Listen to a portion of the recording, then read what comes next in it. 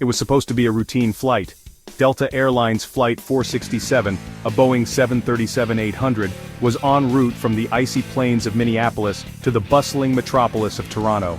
On board were 80 souls, a mix of business travelers, families returning from holidays, and adventurers seeking new experiences. The date was February 18, 2025.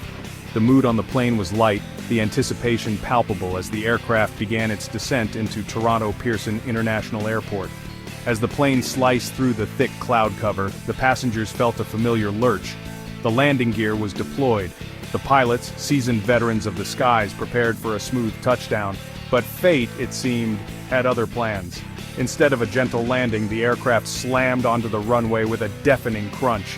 The impact sent shockwaves through the cabin. Passengers gripped their armrests, their faces etched with fear as the plane, instead of slowing, began to skid uncontrollably across the slick tarmac. And then, it happened.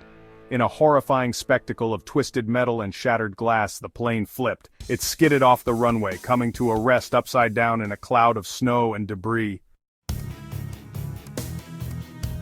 The initial shock gave way to chaos. Screams pierced the air as passengers were thrown violently against their seats. The smell of jet fuel filled the cabin, mixing with the acrid scent of burning metal. Overhead, luggage compartments burst open, showering the interior with bags and belongings.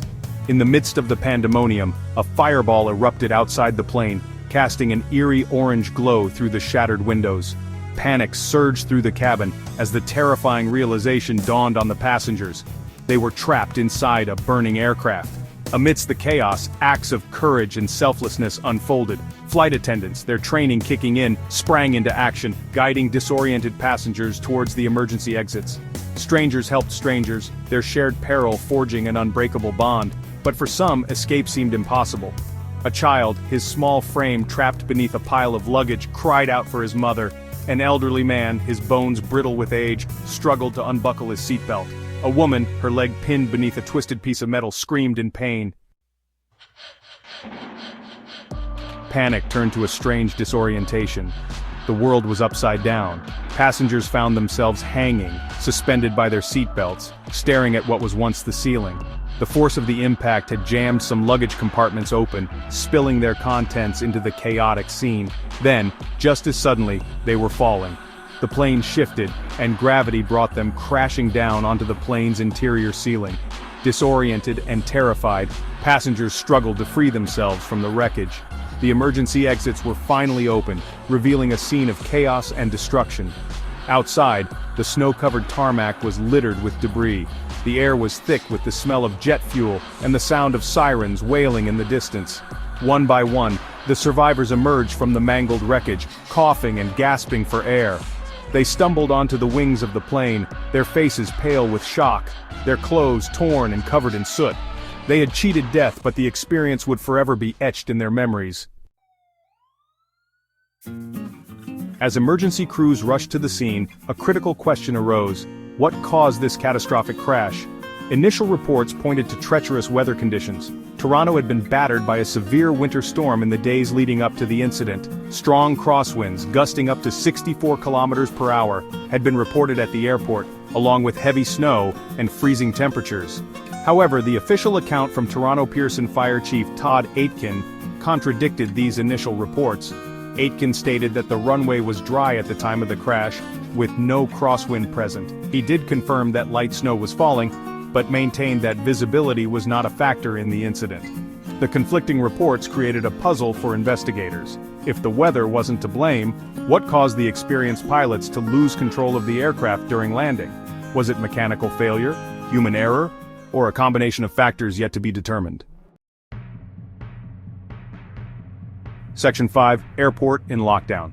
The crash sent shockwaves through Toronto Pearson International Airport, one of the busiest airports in North America. Within minutes of the incident, the airport was placed on lockdown. Flights were grounded, and arriving planes were diverted to other airports. The usually bustling terminals fell silent, the air thick with anxiety and uncertainty. Families waiting to greet loved ones paced nervously, their faces illuminated by the glow of departure boards flashing delays and cancellations. The airport closure threw travel plans into disarray, impacting thousands of passengers. Long lines snaked through the terminals as travelers scrambled to rebook flights, their voices echoing through the cavernous halls. Outside, the scene was one of controlled chaos. Dozens of emergency vehicles, their lights flashing, converged on the crash site. Firefighters, paramedics, and police officers worked tirelessly, their movements swift and coordinated as they tended to the injured and secured the area. Section 6. Searching for answers. The investigation into the cause of the crash is ongoing. Canada's Transportation Safety Board, the agency responsible for investigating aviation accidents, has dispatched a team of experts to the scene. The investigators, armed with clipboards and specialized equipment, are meticulously combing through the wreckage, searching for clues. They are examining the aircraft's black box, which records flight data and cockpit conversations, hoping it will provide insights into the final moments of the flight. They are also interviewing the pilots, air traffic controllers, and witnesses on the ground, piecing together a timeline of events. The investigation is expected to be long and complex. The TSB will examine all possible factors, including weather conditions, mechanical issues, pilot training and experience, and air traffic control procedures. Their goal is to determine the cause of the crash and, more importantly, to identify any systemic issues that need to be addressed to prevent similar incidents from occurring in the future. Section 7. A history of close calls. The Delta Airlines crash at Toronto Pearson Airport is a stark reminder of the inherent risks associated with air travel. While commercial aviation is statistically one of the safest modes of transportation, accidents do happen, and when they do, the consequences can be catastrophic. In recent years, there have been a number of high-profile aviation incidents that have raised concerns about airline safety. These incidents, ranging from near misses to fatal crashes, have highlighted the importance of rigorous safety regulations, thorough investigations, and a constant focus on improving safety protocols. One such incident occurred just weeks before the Delta crash, when two small planes collided in mid-air near Washington, D.C., killing all 5 people on board.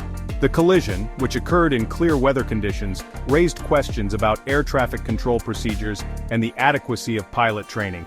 Another incident involved a near collision between 2 commercial airliners at John F. Kennedy International Airport in New York City. The incident, which was narrowly averted by the quick thinking of an air traffic controller, highlighted the potential for human error in the aviation industry. Section 8. The fragility of flight.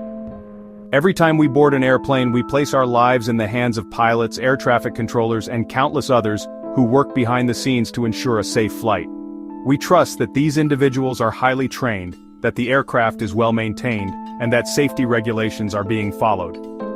The Delta Airlines crash in Toronto serves as a reminder of the fragility of flight. It reminds us that, despite the incredible advances in aviation technology and safety protocols, accidents can and do happen. It underscores the importance of ongoing vigilance and a commitment to continuous improvement in the aviation industry.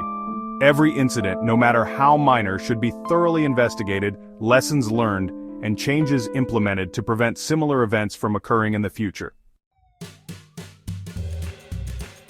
Section 9. A story of survival.